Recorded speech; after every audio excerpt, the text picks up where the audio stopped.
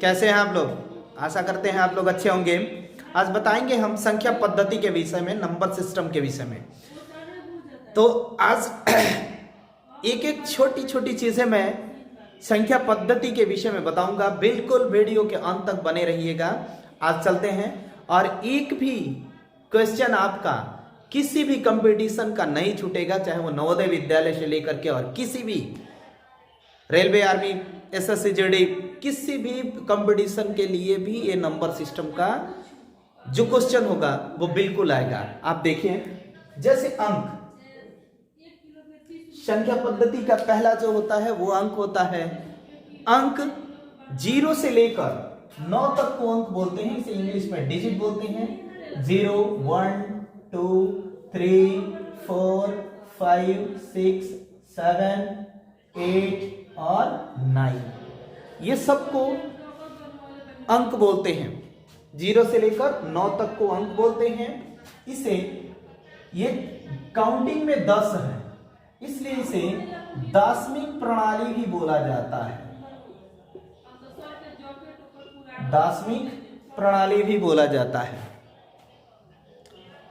इसके बाद अंक के बाद संख्या। संख्या किसे कहते हैं? नंबर। नंबर किसे बोलते हैं? अंकों से मिलकर संख्या बनती है। क्या डेफिनेशन देंगे, क्या परिभाषा देंगे? अंकों से मिलकर संख्या बनती है। ठीक है, इसीलिए अब संख्याओं का अंकों से मिलकर के संख्या इसलिए बनती है कि, इसलिए हम लोग कहते हैं कि 5 अंकों की सबसे बड़ी संख्या, 6 अंकों की सबसे छोटी संख्या, 7 अंकों की सबसे बड़ी संख्या। अब 12 अंकों की सबसे बड़ी संख्या नहीं बोलते, क्योंकि 12 का भी अंक होता ही नहीं। अंक कितना होता है? 9 तक, 0 से लेकर 9 तक। ठीक है, ये 10 होते हैं, इसलिए दशमिक प्रणाली कहा जाता है। संख्या अंकों से मिलकर अब बहुत बड़ी संख्या, जैसे 100 है, 1 और डबल 0 लग जाता है, तो क्या बन गया? संख्या बन गया। ठीक है, अब चलते हैं पहली संख्या। अब इस संख्या के संसार के विषय में जानें। पहली जो संख्या है हमारी, प्राकृत संख्या। प्राकृत संख्या, नेचुरल नंबर। नेचुरल नंबर बोलते हैं प्राकृत संख्या को। गिनती की संख्या को प्राकृत संख्या कहते हैं। गिनती की संख्या को प्राकृत संख्या कहते हैं, या 1 से लेकर अनंत तक को प्राकृत संख्या बोलते हैं, जो धनात्मक हो 1 से लेकर। अब गिनती की संख्या कहां से शुरू करते हैं? 0 से तो शुरू करते नहीं। जैसे ये है 1, 1, 2, 3, 4, 5, गिनती की कहां से? 1 से शुरू करते हैं। तो प्राकृत संख्या 1, 2, 3, 4 ऐसे इंफिनिटिव तक होता है। इससे पूछे जाने वाला क्वेश्चन, प्राकृत संख्या से पूछे जाने वाला क्वेश्चन है, वो है कि पहली प्राकृत संख्या कौन सी है?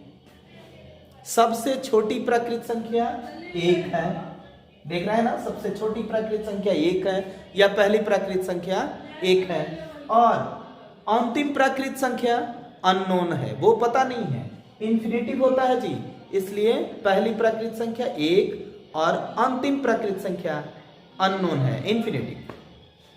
इससे एक और क्वेश्चन क्रिएट होता है कि इसे किससे सूचित करते हैं? n से सूचित करते हैं।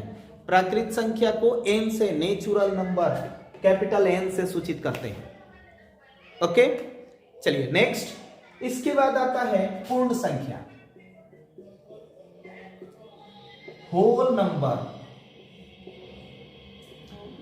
होल नंबर, पूर्ण संख्या, वैसी संख्या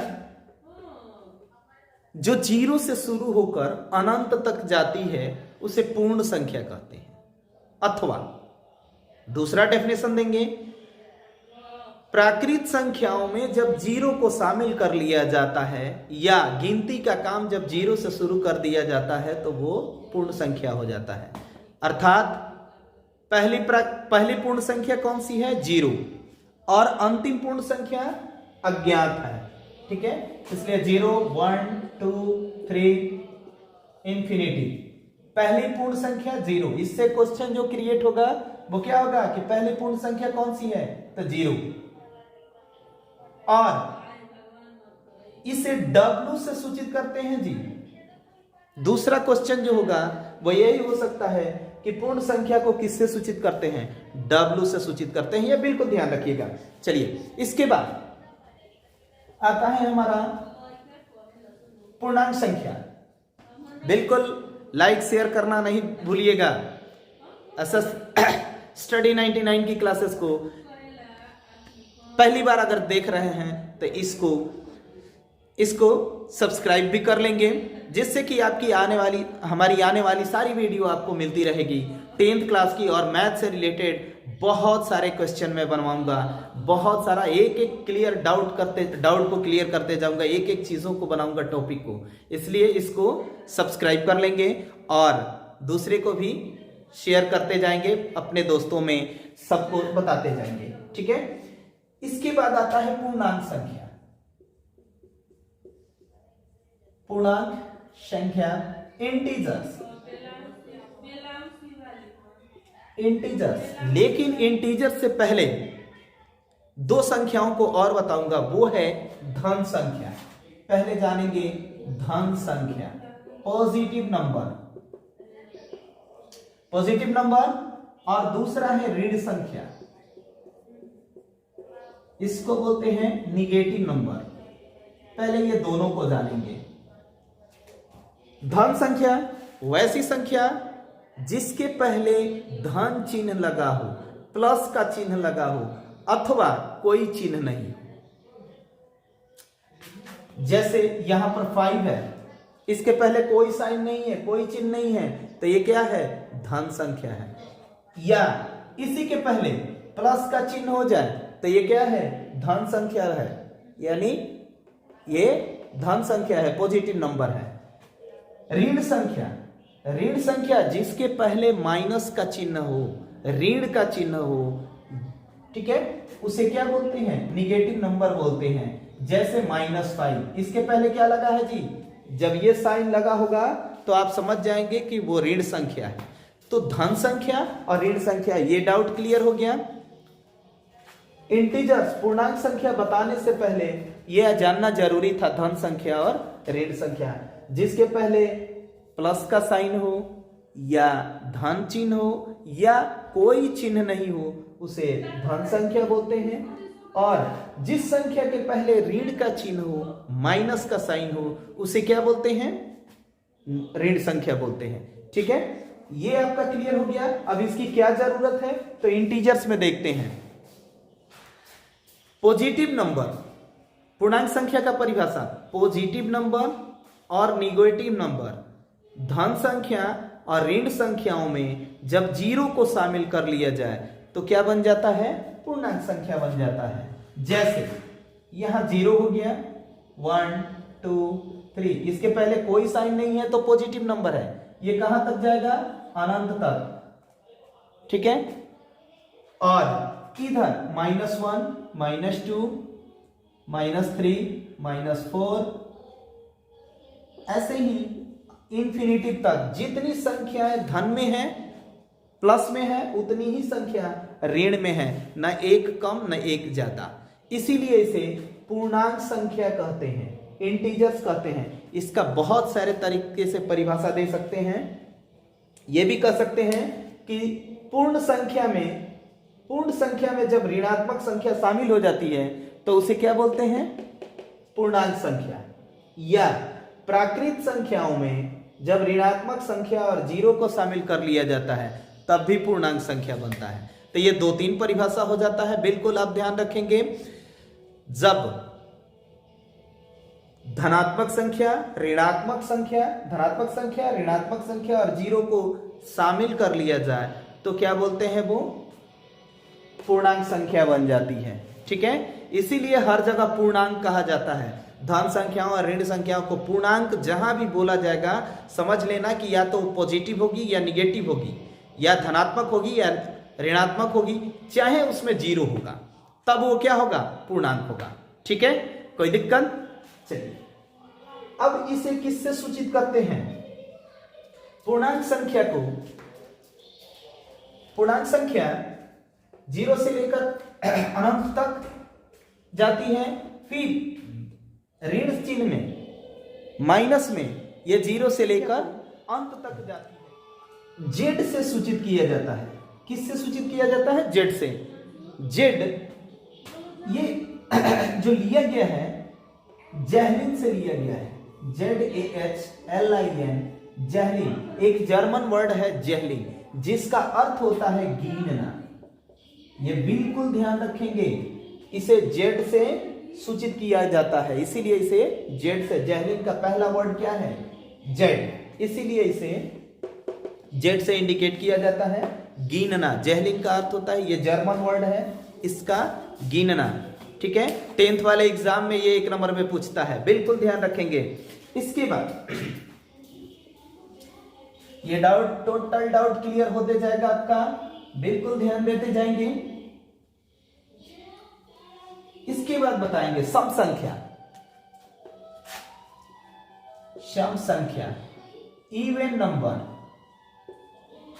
इवन नंबर वैसी संख्या जिसके अंत में 0, 2, 4, 6, 8 हो, सम संख्या कहते हैं। या दूसरा डेफिनेशन ये भी दे सकते हैं कि जो 2 से पूरा पूरा विभाजित हो जाए उसे सम संख्या कहते हैं। या जिसके अंत में 0, 2, 4, 6, 8 हो, वह संख्या सम संख्या है। तो ये देखिए, तो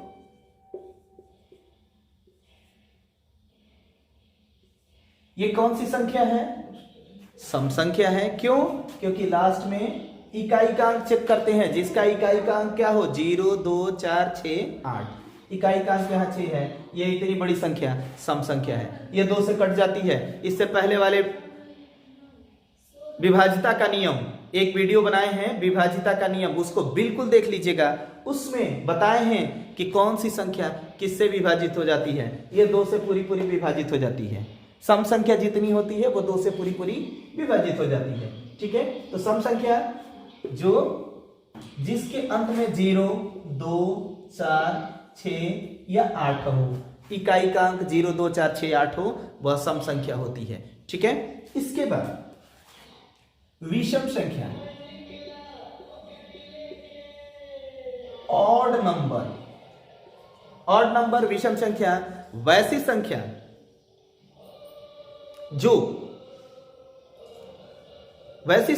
जो 2 से पूरी पूरी विभाजित ना हो, उसे विषम संख्या कहते हैं।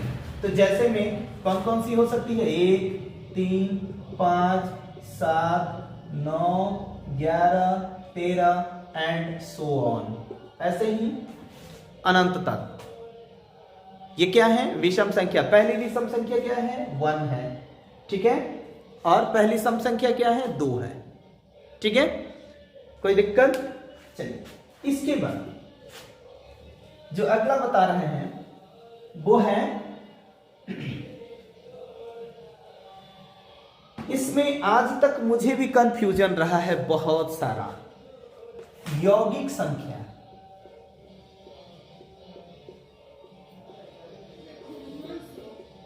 या यौगिक संख्या को ही भाज्य संख्या या इसे संयुक्त संख्या भी कहते हैं। संयुक्त संख्या भी कहते हैं। इसको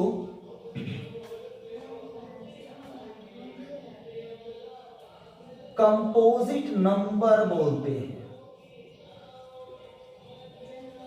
बिल्कुल यहीं पर कंफ्यूजन होता है।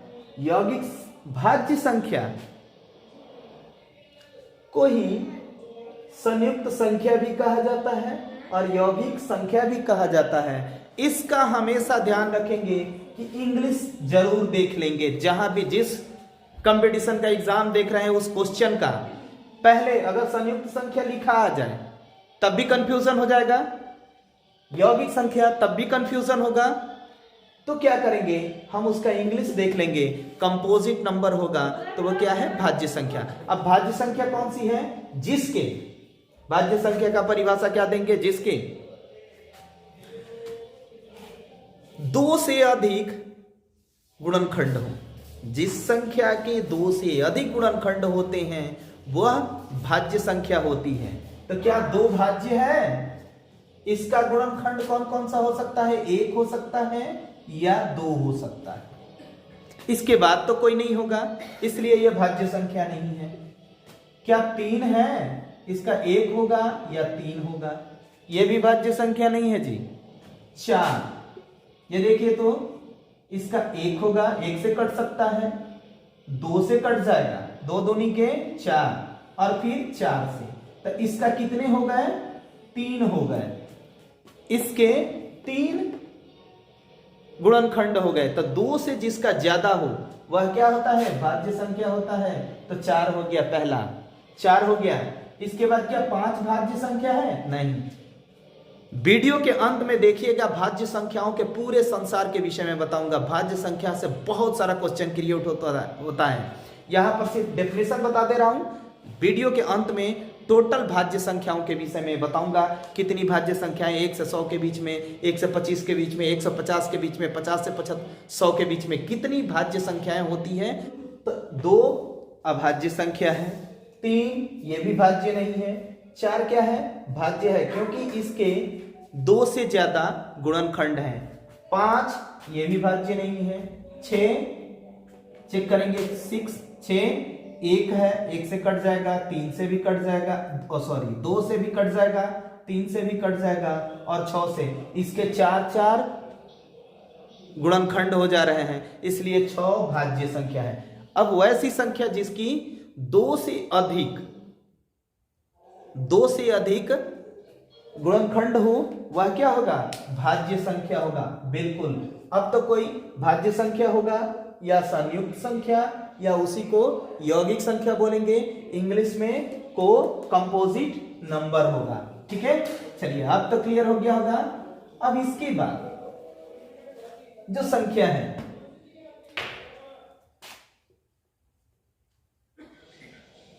अभाज्य संख्या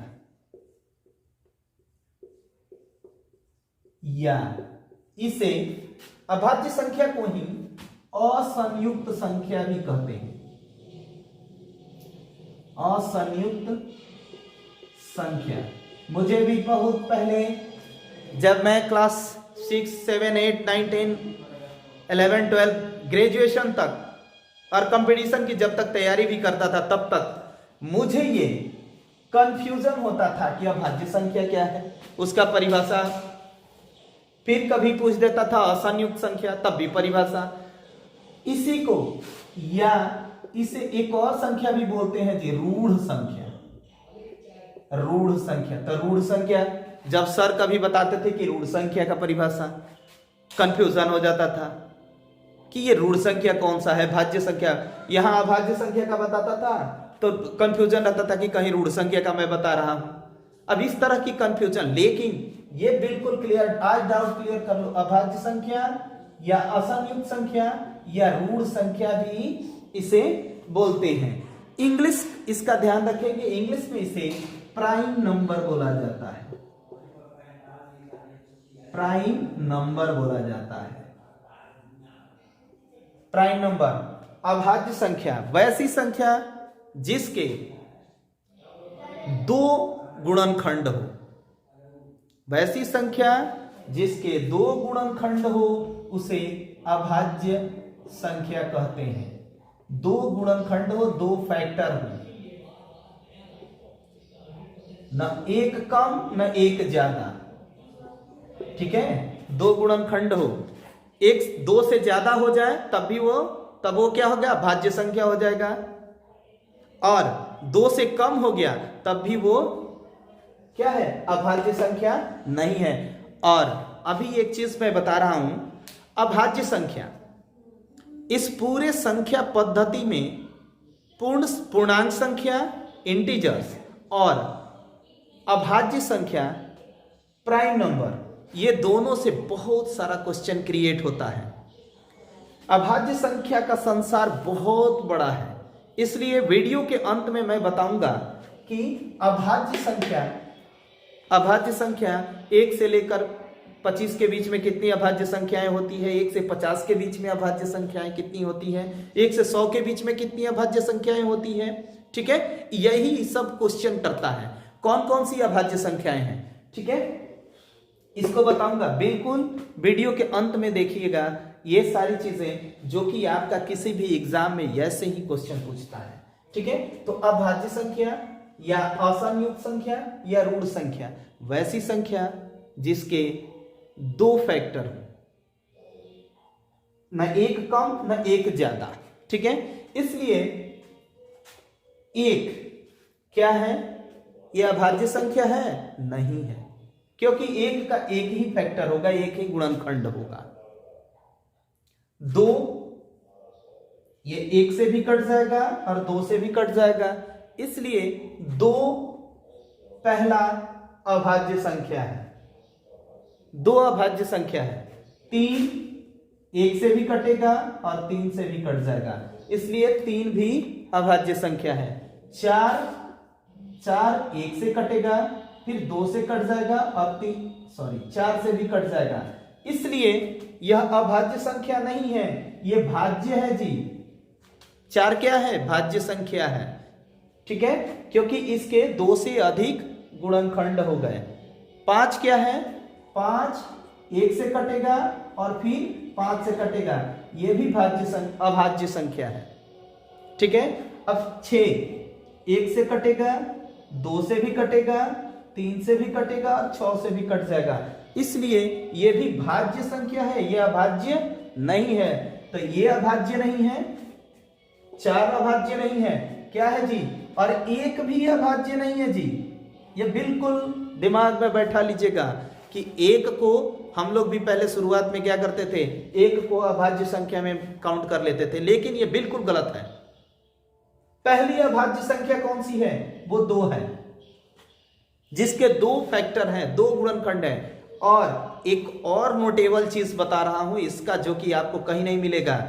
पहली, इससे एक ही क्वेश्चन किया जाता है, जितनी बड़ी अभाज्य संख्या का पूरे संसार में सबसे पहला नहीं, सम अभाज्य संख्या पूछता है ये क्वेश्चन कि वैसी संख्या जो सम अभाज्य हो। तो वैसी सम अभाज्य संख्या कौन सी है जी? 2। कौन सा? सम अभाज्य संख्या। सम अभाज्य संख्या 2 है। ये बिल्कुल, ये ऐसे ही टिपिकल क्वेश्चन, जितना भी बड़ा कंपटीशन का एग्जाम होता है, कहां से लाता है क्वेश्चन? यही छोटे छोटे जो टिपिकल क्वेश्चंस हैं, उसी को पूछ देता है, हम लोगों को नहीं आता, और इसी के चलते हम मार खा जाते हैं, कहते हैं बहुत भारी क्वेश्चन आता था। ठीक है, और अगर पूछता है क्वेश्चन में कि सबसे पहली विषम अभाज्य संख्या कौन सी है, ऐसा ही क्वेश्चन क्रिएट करता है, सबसे पहला विषम अभाज्य, तो वो क्या है? 3 है। ये बिल्कुल ध्यान रखिएगा, सबसे पहला विषम अभाज्य संख्या 3 है। ठीक है, इसके बाद मैंने बताया है कि वीडियो के अंत में देखिएगा, अभी मैं जुड़वा अभाज्य, संपूर्ण संख्या, घन संख्या, वर्ग संख्या, ये सारी चीजें बताने के बाद मैं अभाज्य संख्याओं का पूरा विषय में बताऊंगा तोड़ करके, इसलिए वीडियो के अंत तक देखिएगा। इससे के बाद आपको किसी भी कंपटीशन एग्जाम के लिए, किसी भी 10th 9 10 और +2 का एग्जाम के लिए कभी भी कोई संख्या के विषय में दूसरी वीडियो देखने की जरूरत ही नहीं पड़ेगी, जितना आज तोड़ करके मैं बताऊंगा। चलिए, तो ये क्लियर हो गया कि वैसी संख्या जिसका 2 गुणनखंड हो वही अभाज्य संख्या कहलाता है। ठीक है, इसके बाद सह अभाज्य संख्या। सह अभाज्य संख्या, इसको बोलते हैं को प्राइम नंबर। ठीक है, को प्राइम नंबर वैसी संख्याएं, वैसी 2 संख्या जिसके का महत्तम समापवर्त्य 1 हो, या जिसका HCF 1 हो, वह सह अभाज्य संख्या कहलाती है।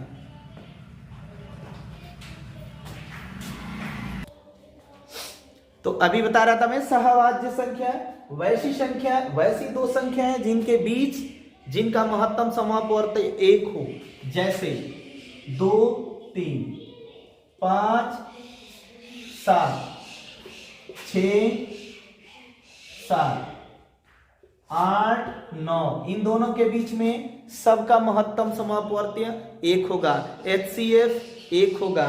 तो ये क्या कहलाते हैं? सह अभाज्य संख्या, को प्राइम नंबर। बिल्कुल क्लियर।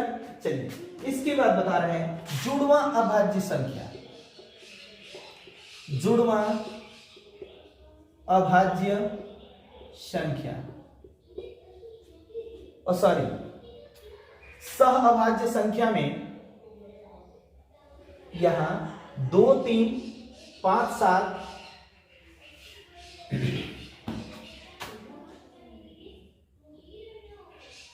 7 8 ऐसे ही होगा। ठीक है। इसके बाद जुड़वा अभाज्य संख्या, वैसी दो अभाज्य संख्याएं, वैसी दो, अब इसको इंग्लिश में बोलते हैं twin prime number. Twin prime number, वैसी दो अभाज्य संख्याएं जिनके बीच का अंतर 2 हो। वैसी दो, सीधे क्या लिखेंगे? वैसी दो अभाज्य संख्याएं जिनके बीच का अंतर 2 हो, वह जुड़वा अभाज्य कहलाती है। जैसे 3 5 5 7 11 13 17 19। ये क्या है? देख रहे हो, 3 और 5 के बीच में 2 का अंतर है, 5 से 7 के बीच में 2 का अंतर है, 11 से 13 के बीच में 2 का अंतर है, 17 से 19 के बीच में 2 का अंतर है, 29 31 इसके बीच में भी 2 का अंतर आ रहा है। ठीक है। इसके बाद 41 43 43 41 और 43, 41 और 43 के बीच में भी 2 का अंतर आ रहा है। 59 और 61 के बीच में भी 2 का अंतर आता है। ठीक है। तो ये सब क्या कहलाती हैं? जुड़वा अभाज्य संख्याएं। 71 और 73 के बीच में भी 2 का अंतर आता है। 71 72 73 यानी 2 का अंतर आता है। तो वैसी दो अभाज्य संख्याएं जिनके बीच का अंतर 2 हो, उसे जुड़वा अभाज्य संख्या कहते हैं, ट्विन प्राइम नंबर कहते हैं। ठीक है। डाउट क्लियर है पूरा? चलिए इसके बाद जुड़वा अभाज्य संख्या के बाद आपको संपूर्ण संख्या, संपूर्ण संख्या इसे बोलते हैं परफेक्ट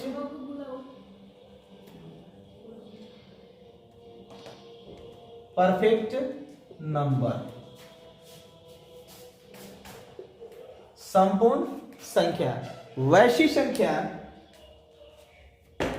जिसके अपवर्तकों का योग, वैसी संख्या जिसके अपवर्तकों का योग, वैसी संख्या जिसके अपवर्तकों का योग संख्या मान से 2 गुना हो। वैसी संख्या जिनके अपवर्तकों का योग संख्या के मान से 2 गुना हो, वह संख्या संपूर्ण संख्या कहलाती है, परफेक्ट नंबर कहलाती है। जैसे 1 से 100 के बीच में वो 2 ही संख्या है। 1 से 100 के बीच में 2 ही संख्या है जिसके अपवर्तकों की संख्या 2 है।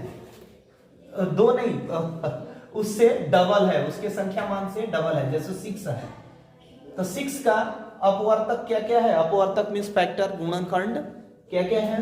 1 2 3 से भी कट जाएगा जी, 1 से भी, 3 से, 2 से, 3 से, और ये स्वयं 6 से भी अगर जोड़ते हैं तो कितना आएगा? इसके अपवर्तक का मान डबल आना चाहिए। तो 2 1 3 3 6 6 12, ये देख रहे हो 12 आ गया। ठीक है। तो ये पहला है 6 और दूसरा है 28। ये बिल्कुल ध्यान रखिएगा और हमेशा दिमाग में बैठा लीजिएगा कि वैसी संख्या जिसके अपवर्तकों की का मान अपवर्तकों का योग संख्या मान से 2 गुना हो। अब जैसे 28 है तो 28 का क्या 1 से कटेगा, ये 2 से कट जाएगा, 3 से नहीं कटेगा, 4 से कट जाएगा, 4 7 28, फिर 7 से कट जाएगा, 14 से कट जाएगा, 14 दूनी 28, फिर 28 से कट जाएगा।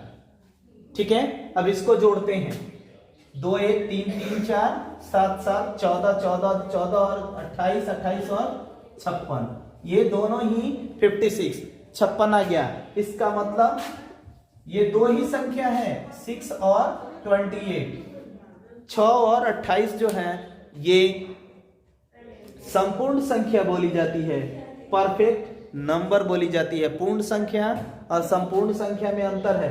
संपूर्ण संख्या को परफेक्ट नंबर बोलते हैं और पूर्ण संख्या को होल नंबर बोलते हैं। ठीक है, तो बिल्कुल ये डाउट क्लियर रखिएगा। ठीक है, इसके बाद एक और संख्या के विषय में बताते हैं, रामानुजन संख्या।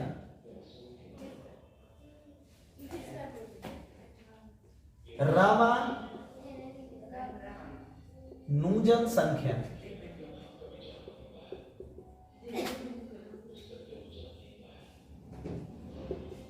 रामानुजन संख्या रामानुजन संख्या वैसी संख्या, वह लघुत्तम संख्या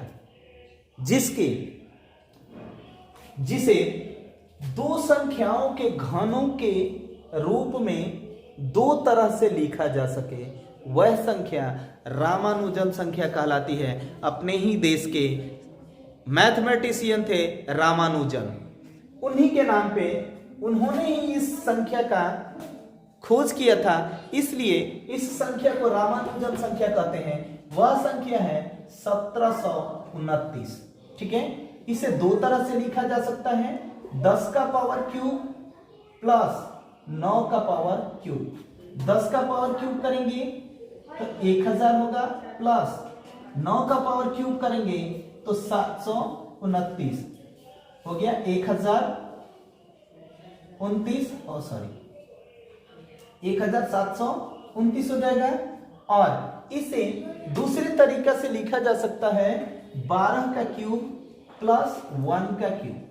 12 का जब क्यूब करेंगे तो हमारा आ जाएगा 1728 प्लस 1 का क्यूब, चाहे 1 का पावर कितना हो 1000 कर लें, कितना आएगा 1 आएगा। इसका टोटल आ जाएगा 1729। ठीक है, तो उसे इसी संख्या को रामानुजन संख्या कहते हैं, 1729। वह लघुत्तम प्राकृत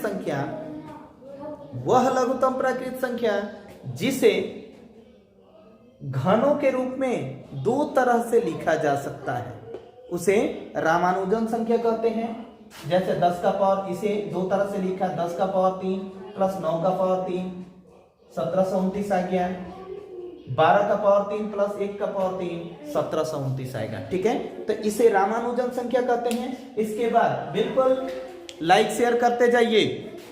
ठीक है, मजे आ रहे हैं पढ़ाई में तो बिल्कुल कंसंट्रेट होकर के सो नहीं जाना जी।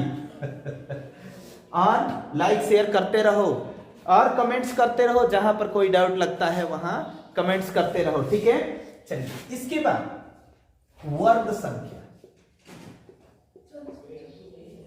पूर्ण वर्ग संख्या। इसे वर्ग संख्या, पूर्ण वर्ग संख्या, पूर्ण वर्ग संख्या, परफेक्ट स्क्वायर, वैसी संख्या जिसे वर्ग के रूप में लिखा जाता है उसे पूर्ण वर्ग संख्या कहते हैं, परफेक्ट स्क्वायर बोलते हैं इसको। जो किसी संख्या का पूर्ण वर्ग हो उसे पूर्ण वर्ग संख्या बोलते हैं, परफेक्ट स्क्वायर बोलते हैं। जैसे 1 का वर्ग 1 है, 2 का वर्ग 4 है, 1 4 9, 3 का वर्ग है 16, 4 का वर्ग है 25, 5 का वर्ग है 36, 49, 64, 81, 100, ये सब क्या है? ये पूर्ण वर्ग है। पूर्ण वर्ग संख्या बोलते हैं, परफेक्ट स्क्वायर। इसी तरह से पूर्ण घन संख्या, पूर्ण घन संख्या, इसका इंग्लिश होता है परफेक्ट क्यूब नंबर। ठीक है, परफेक्ट क्यूब नंबर वैसी संख्या जो किसी संख्या के पूर्ण घन के रूप में हो। जैसे 1 है, ये पूर्ण घन के रूप में भी है। 1 का कितना हो बार पावर करें तो 1 ही होगा। इसके बाद 2 का घन 8 होगा, 27, 1 8, 27, 64, 4 का 125। ठीक है, ऐसे ही 1 का घन होगा 8, 2 का घन करेंगे, 2 का क्यूब करेंगे तो 8 हो जाएगा, 2 दूनी के 4, 4 दूनी के 8। ठीक है, 27 का करते हैं तो 3 गुणे 3 गुणे 3, यानी 3 का पावर 3 करेंगे तब जाके 27 होगा। 4 का क्यूब है, ये 5 का क्यूब है, तो इसे क्या बोलते हैं? पूर्ण वर्ग संख्या बोलते हैं, परफेक्ट पूर्ण घन संख्या बोलते हैं जी इसे, पूर्ण घन संख्या, परफेक्ट क्यूब नंबर। कोई दिक्कत किसी को पूर्ण वर्ग संख्या और पूर्ण घन संख्या में नहीं है? तो फिर आगे चलते हैं, और बहुत मजेदार वीडियो है। इसके बाद कहीं भी आपको किसी भी एग्जाम में ऐसे संख्या से रिलेटेड कोई भी क्वेश्चन आएगा, बिल्कुल फंसोगे नहीं इसमें। ठीक है, चलिए इसके बाद मैंने कहा था अभाज्य संख्या। अब चलिए इसमें बड़ा वीडियो बना। अभाज्य संख्या के विषय में बताता हूं कि अभाज्य संख्या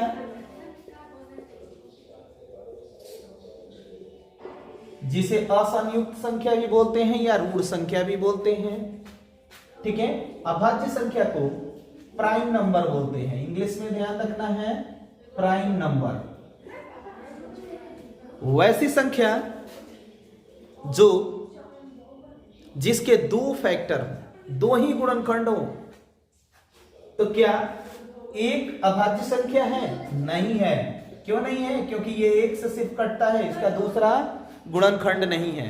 ठीक है, इसके बाद 2 अभाज्य संख्या है। पहली अभाज्य संख्या क्या है? क्वेश्चन पूछेगा पहले वह पहली अभाज्य संख्या बताएं जो सम हो, तो ये 2 है। एक इकलौता सम संख्या है जो अभाज्य है, ये 2 है, और यह पहला अभाज्य संख्या भी है जो कि इसके 2 गुणनखंड है। पहला अभाज्य संख्या 2 है जिसका कि 2 गुणनखंड है, और पहला सम संख्या जो अभाज्य है वह 2 है। ठीक है, 3 1 से कटेगा, 3 से कटेगा, 5 1 से कटेगा, 5 से कटेगा, ऐसे ही अब लिखते जाते हैं। 5 है, इसके बाद 7 है, 11 है, 9 भी है। क्या 9 अभाज्य संख्या है? नहीं, वो भाज्य है, क्योंकि 1 से भी कट जाएगा, 3 से भी कट जाएगा, और 9 से खुद कटेगा, इसलिए उसके 3 फैक्टर हो जाते हैं, 3 गुणनखंड, इसलिए 9 नहीं है।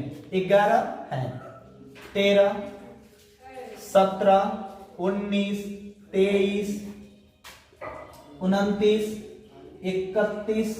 ठीक है, तो अब ये देखते हैं, पहले इसको मिटा दें। अभाज्य संख्याओं के विषय में बहुत सारी गुण बातें हैं, जैसे 1 पहला 2 होगा, 3 5, इसके बाद क्या है 7 11 13 17 19 23 29 और 31। ये काउंट करें 1 से 25 तक। 1 से, इससे क्वेश्चन पूछ सकता है 1 से 25 तक कितनी अभाज्य संख्या है? तो 1 से 25, ये यहां देखेंगे 25 से पहले कितना है जी? तो 1 2 3 4 5 6 7 8 9। तो क्या लिखेंगे 1 से 25 तक कितनी अभाज्य संख्याएं हैं? 9 है। कौन कौन सी है? ये आप 23 तक, ठीक है। इसके बाद दूसरा 1 से 50 तक कितनी अभाज्य संख्या है? 1 से अगर 50 तक पूछता है, सॉरी यहां 25 से 50 तक अगर पूछता है तो 6 होती है। कौन कौन सी वो संख्या होती है? कौन कौन सी वो संख्या होती है? तो 29, 31, 37, 41 और 43, 2 2 4 1 5 और 47, ठीक है। ये कौन सी संख्या है? 25 से 50 के बीच में ये 6 अभाज्य संख्या है। टोटल कितनी हो गई? 15। 1 से लेकर, अब पूछे कि 1 से 50 तक अभाज्य संख्या, अभाज्य संख्या 1 से 50 तक अभाज्य संख्या क्या है, कितनी है? तो आप लिखेंगे टोटल 15 संख्याएं अभाज्य हैं। को प्राइम नंबर प्राइम नंबर 1 से 25 के बीच में 9 होती है। कौन कौन सी? 2 3 5 7 11 13 17 19 23। और 25 से 50 के बीच में कौन कौन सी होती है? 29 31 37 41 43 47, ये 6 होती है। तो 1 से 50 के बीच में अब कितनी हो गई? 1 से लेकर 50 के बीच में टोटल 15 हो जाती है संख्याएं। यही क्वेश्चन पूछता है, कभी 1 से 25 के बीच में पूछेगा, कभी 25 से 50 के बीच में पूछेगा, कभी 1 से 50 के बीच में पूछेगा, कभी 1 से 100 के बीच में पूछता है। अब इसके बाद यहां पर लिख देते हैं 50 से 100 के बीच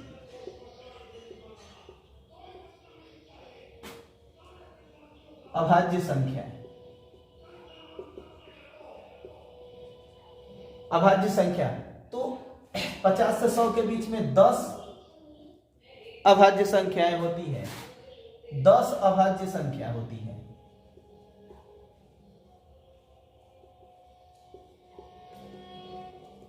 संख्या होती है टोटल, अगर 1 से 100 के बीच में कहें तो कितने हो जाएंगे?